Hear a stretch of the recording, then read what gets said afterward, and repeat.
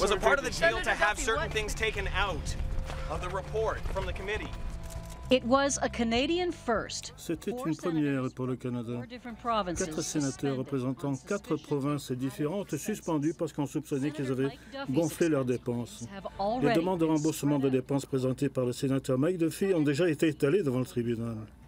Le Sénat avait déjà connu ce genre de problème. Le sénateur Raymond Lavigne en 2011 et en 1999, le sénateur Eric Bertson avait été emprisonné pour fraude. Mais cette fois, le scandale va plus loin. Nous avons connu l'âge d'or où le public avait confiance. Il faut dire qu'on n'avait pas de loi sur l'accès à l'information, pas de règles d'éthique, pas de protection des dénonciateurs, pas de règles sur la divulgation, ni de réglementation du lobbying, et un vérificateur général qui ne disposait pas de grands pouvoirs. Les gens avaient confiance parce qu'ils ne savaient pas. Mais pour ce qui est de l'éthique et de l'honnêteté au gouvernement, ce n'était pas l'âge d'or. C'est juste que les vols et les mensonges étaient mieux cachés.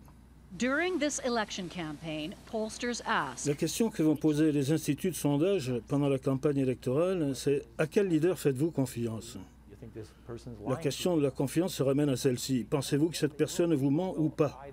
Cela peut avoir un impact énorme. Cela va pousser des gens à aller voter parce qu'ils en ont ras-le-bol. D'autres, complètement découragés, préféreront rester chez eux. Oui, ces affaires ont un énorme impact sur l'électorat et sur les intentions de vote. Les Canadiens en ont marre de la corruption et du scandale. Ils en ont marre de la corruption et des faveurs prodiguées en rouge par les libéraux et en bleu par les conservateurs. Les Canadiens en ont assez. Pour la première fois, le Sénat a été obligé de soumettre toutes les dépenses à une vérification judiciaire. Le Premier ministre a suspendu toutes les nouvelles nominations. 22 sièges au Sénat sont restés vacants, alors que grondait la colère du public sur les questions d'éthique. Le silence du Premier ministre a ébranlé la confiance que les Canadiens plaçaient en lui et dans leur gouvernement. Le Premier ministre acceptera-t-il de témoigner sous serment pour révéler tout ce qu'il sait de ce scandale et de la tentative de l'étouffer? On a abusé de la confiance du public en réclamant le remboursement de dépenses à hauteur de plusieurs centaines de milliers de dollars, demande qui n'avait pas lieu d'être. Il faut prendre les mesures qui s'imposent pour empêcher que ces sénateurs continuent d'émarger au budget de la nation. La plupart des gens ont déjà leur opinion sur le Sénat. Pour eux, c'est un anachronisme, une institution lourde et coûteuse qui sert les intérêts des partis au pouvoir et à distribuer des récompenses. Il n'a plus grand-chose à voir avec sa mission d'origine, qui devait consister à fournir une deuxième opinion, sagement raisonnée. La plupart d'entre eux donnent une réponse très simple, qu'on le ferme. Parmi les questions auxquelles doit faire face le Canada aujourd'hui, demandé un sondage public, quelle devrait être la priorité pour le gouvernement? Eh bien, avant le prix du pétrole, le coût de la vie, avant la question des pipelines ou des services sociaux, c'est la question de la responsabilité du gouvernement, de la corruption, du manque d'honnêteté qui était citée la première. Quand il parle de confiance, il parle en termes d'honnêteté ou de compétence? Le message n'est pas vraiment clair. Si quelqu'un disait « Minute, vous me traitez de menteur », pas du tout. Je dis juste que vous êtes peut-être incompétent. D'accord? La confiance dans les partis politiques est au plus bas, au point que bien des gens pensent qu'il nous faut inventer autre chose. Le vieux modèle de parti politique hérité du 19e siècle est un anachronisme qui ne marche plus. Je pense qu'ils reconnaissent que le facteur confiance est très important dans les choix de l'électorat. En 2005, le conservateur Stephen Harper a juré une fois de plus de restaurer l'intégrité dans la vie publique. J'en donne ma parole, comme contribuable, comme père et comme concitoyen. Je veux mener à bien cette tâche. À la fin de ma carrière politique, je veux partir en sachant que les gouvernements à venir devront être plus honnêtes, plus éthiques, plus responsables. Dans les sondages, le pourcentage de ceux qui ne font pas confiance à la classe politique est passé de 75% à 95%. Autrement dit, ça va de plus en plus mal.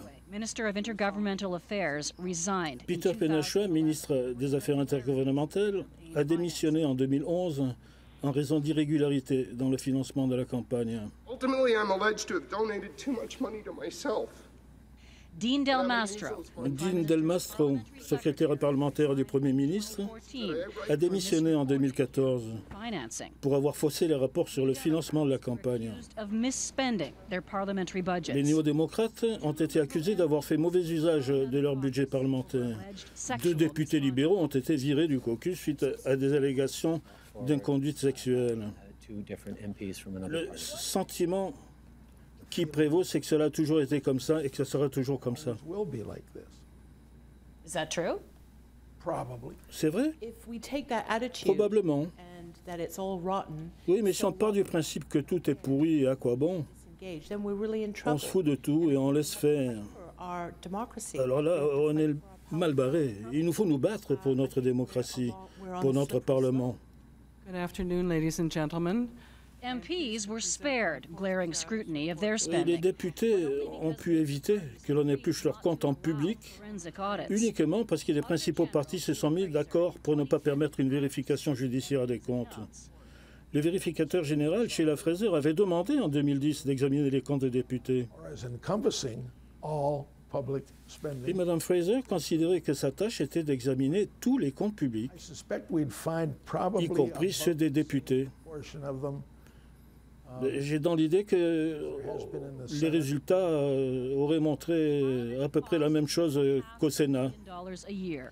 Le Parlement coûte plus de 500 millions de dollars chaque année. Auditor who had exposed a fraud ring in the Department of Public Works. C'est le même vérificateur, What would she find in Mme the Fraser, qui avait dénoncé une fraude organisée au sein du ministère des Travaux publics. forensic audit of Que their own pourrait-elle spending? trouver à la Chambre des communes? No Les députés se sont refusés à soumettre leurs comptes à une vérification judiciaire, donc pas d'enquête sur les comptes à la Chambre des communes. Pourquoi les députés n'ont-ils pas accepté de soumettre leurs dépenses à une vérification approfondie? Je n'ai pas le souvenir précis de ce qui s'est passé, mais il y a bien eu vérification. Mais elle n'a pas porté sur chaque député. Le comité de régie interne a décidé qu'il suffisait de s'assurer qu'il y avait une supervision qui s'exerçait sur ce qui s'est passé. Les règlements de la Chambre des communes sont très stricts. Il va de soi qu'on ne reçoit pas un montant dont on peut faire n'importe quoi. Si vous engagez des dépenses légitimes au regard du règlement de la Chambre des communes, dont vous pouvez réclamer le remboursement, alors vous présentez votre demande qui est acceptée ou rejetée. Mais pourquoi ne pas laisser les vérificateurs généraux examiner les comptes de tous les députés, si vous voulez renforcer ce sentiment de confiance? La question, c'est de savoir si c'est nécessaire. Il faut se demander si la supervision existante est suffisante. Il ne faut pas inventer une nouvelle raison de créer de la paperasse. Et il a été décidé que c'était suffisant. Et les députés continuent de se barricader. Ils disent que le vérificateur général a fait une vérification. Il a vérifié s'il faut présenter un reçu contre un chèque, mais en fait, ce n'est pas une vérification, c'est simplement sur papier. Une véritable vérification consiste à vérifier pourquoi vous avez reçu un chèque, si ça correspondait réellement à une dépense du député ou pour une fête, une dépense personnelle. Ça reste à faire. Oui, mais les Canadiens ne font plus confiance à la classe politique et l'administration elle-même est frappée de suspicion. Le gouvernement imprime 55 millions de chèques chaque année pour payer les retraites des anciens combattants. Il a proposé de passer au virement bancaire pour économiser 17 millions de dollars sur les frais d'impression et de poste. Mais les Canadiens devraient communiquer leur numéro de compte bancaire au gouvernement. Et il y a beaucoup de gens qui sont très sceptiques à propos des institutions politiques. Et tout ce qui touche au gouvernement supporte cette charge de scepticisme et de cynisme. Oui, c'est une question de confiance. Est-ce que vous me faites confiance? Ben oui, mais qui êtes-vous? Vous me faites assez confiance pour me donner votre numéro de compte en banque? Les recherches du gouvernement fédéral confirment ce manque de confiance dans le gouvernement.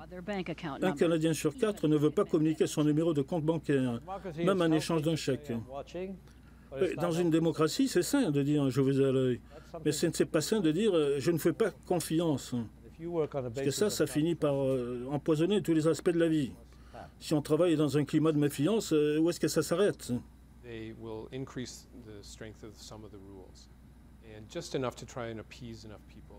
Oui, en fait, on a pris des mesures pour étouffer le scandale, ou plutôt pour essayer d'apaiser les gens, alors on prend des mesures, mais on affaiblit les mesures d'application. Et dans le cas inverse, on renforce les mesures d'application, mais on assouplit les règles. Secouée par des scandales et des procès au pénal, la 40e législature s'achève en laissant en suspens une question gênante. Est-ce que ce Parlement était réellement pire que les autres? Ou est-ce que c'est la première fois que ces manquements sont portés à la connaissance du public? La question que je me pose, c'est est-ce qu'aujourd'hui la confiance est plus fragile?